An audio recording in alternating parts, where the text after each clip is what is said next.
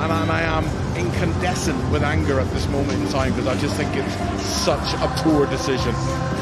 Well, poor decision though it was. It's the reason why it's 1-1 at half-time.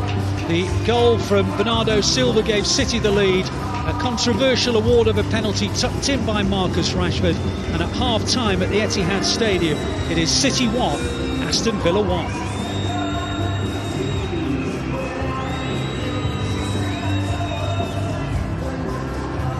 Well, let's go back to the studio and we can join Kel.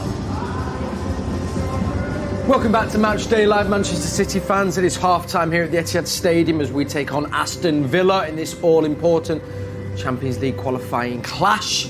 And it is Manchester City 1, Aston Villa 1. We'll take the draw so far, Izzy, but great first half of football, I thought, from both teams. Yeah, energetic, good level from both. Yeah, I think that obviously great start for City, getting off the mark early, reducing that sort of angst before the game. I think it was brilliant to take the early lead. Stadium erupted, and then, yeah, I'm sure we'll get onto it, but the penalty.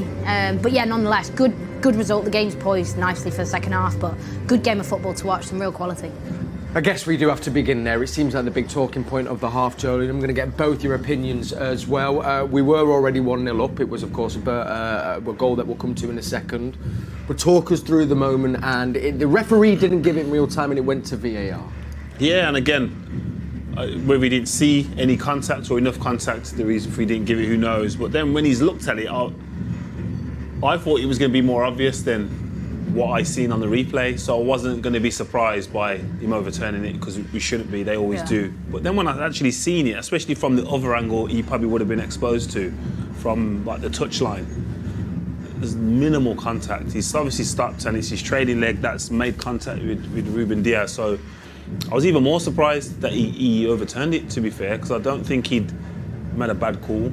But again, the consistency of them just overturning the decision when they go to watch it was evident. But in regards to the contact, I was very surprised he overturned it. It was interesting because the ball had been given away a little bit sloppishly, you'd have to say, from Nunes.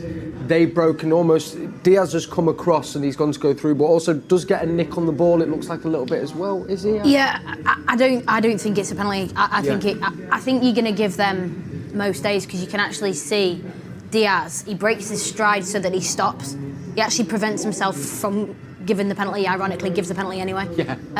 But it's because it's gone to VAR. The referee's had another chance to look at it. I think, Ali said it on commentary. Unless it's clear and obvious reason to go, yeah, we can review that. To me, that it wasn't clear and obvious. Yeah. So I was really surprised it was. I can't see why. Do you see a reason? No. I can't see a reason. No, there isn't. Why he's been sent to the monitor? Yeah, I think it's really. I can see a reason for that, because that can happen. But Yeah. I can't see a reason why he's thought, Yes, I'm going to give it. I'm going to give this. Yeah. Like, I've missed something. Why has he thought he's missed?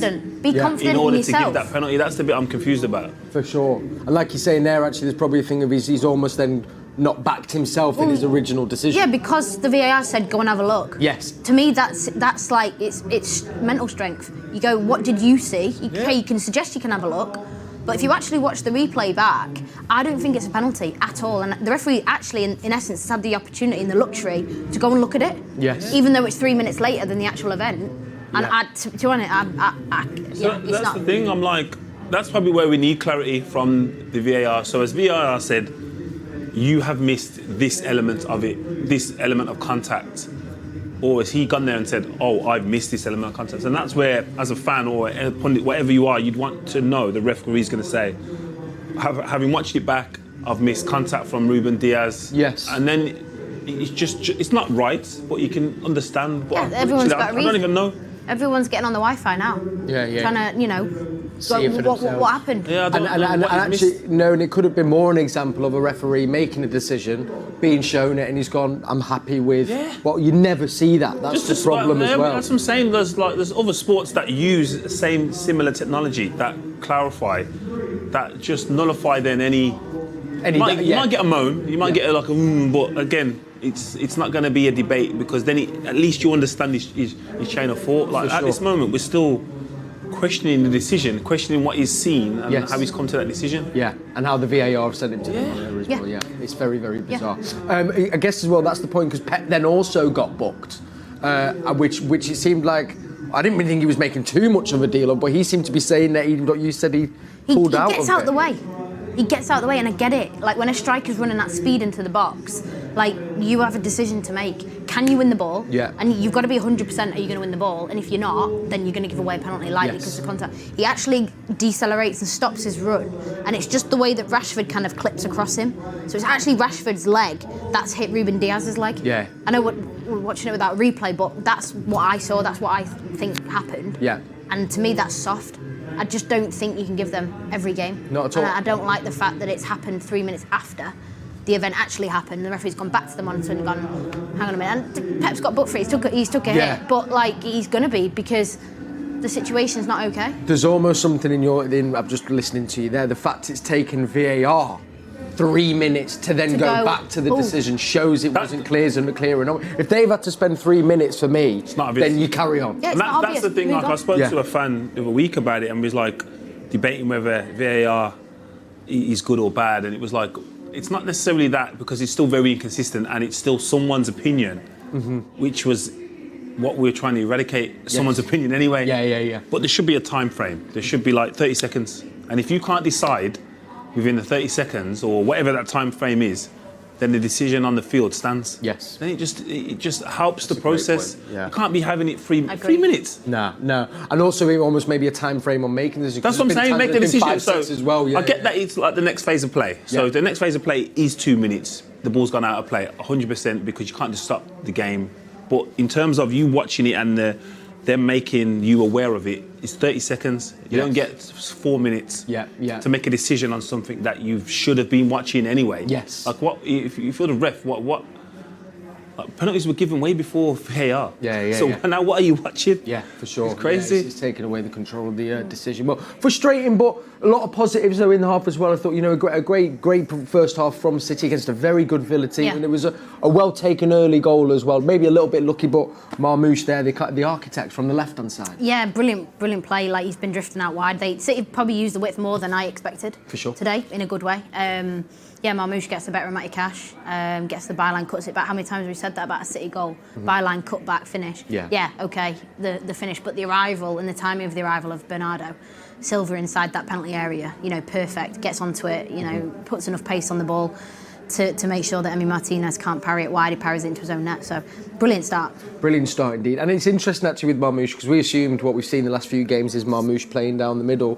Can you talk us through the shape? So it's Marmoush out on the left. Is it almost a false nine, Joe? Yeah, it can be considered that, but we would state that due to the personnel. I think if Marmoush was in there in the same role as in dropping in short, we wouldn't say false nine, we'd just say someone dropping in short. So I think the fact that it's the personnel and the positions, but what is obvious is the wide players, whoever they are at any particular time, create the width and stay wide and then stretch out the back four of Aston Villa, and then you just need penetrating runs. And as I said, we was outnumbered at the time of the cross, but Bernardo's timing of it and cultured right foot finish. Yeah, it was indeed.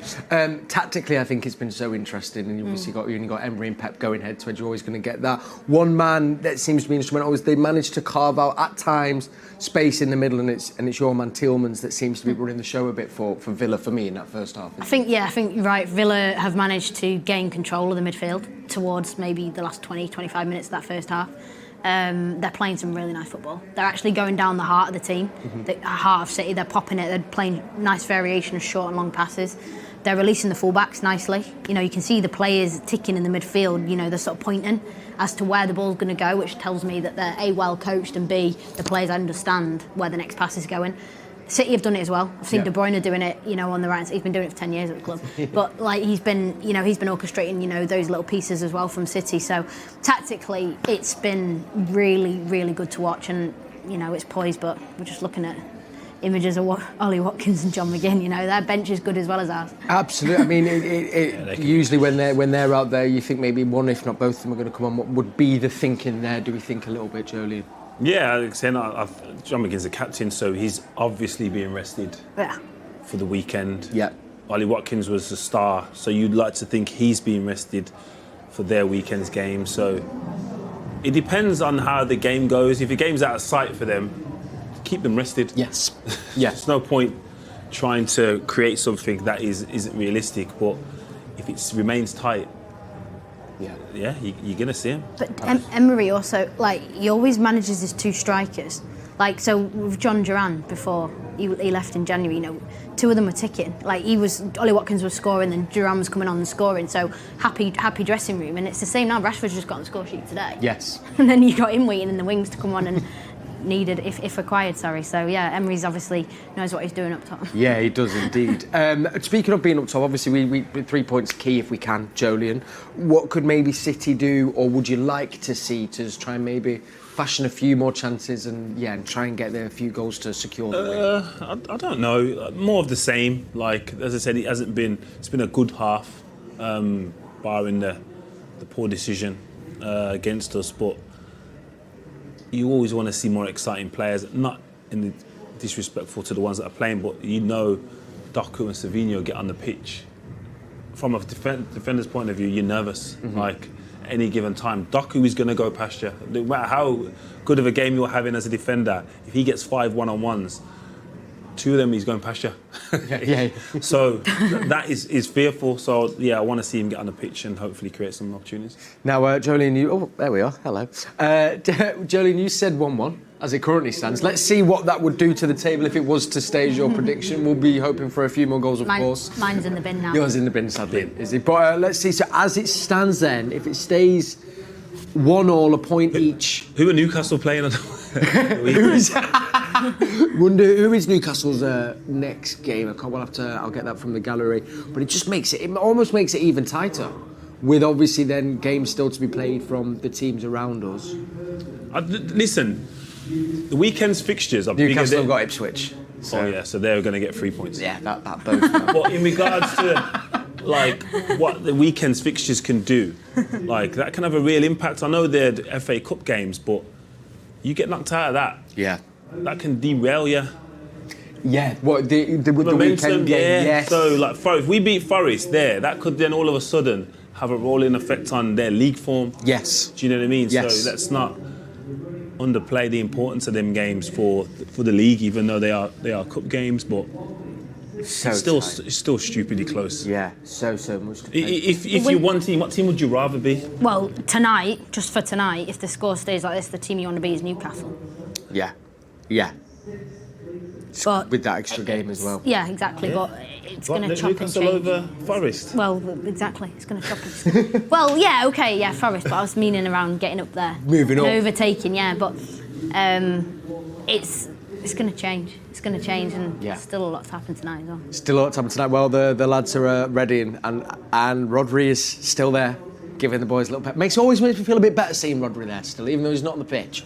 Right, Izzy, Joleon, thank you. It's Manchester City 1, Aston Villa 1. I'm going to hand you back over to Mr. Alistair Mann, and I look forward to joining you at full time, hopefully talking and celebrating a Manchester City win.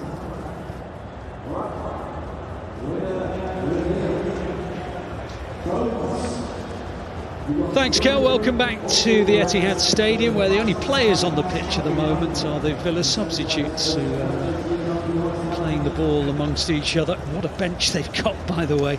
Options galore. Daniel Marlon, Marco Asensio, John McGinn, Ollie Watkins. They are an incredibly deep squad, and in fairness, it is one of the reasons why they've had such an exceptional season.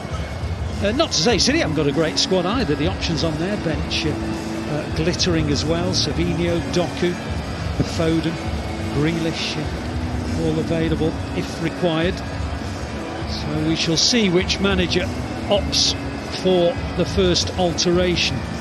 Both, I think, probably feeling that it's too close to call at the moment, so unwilling to take that first step.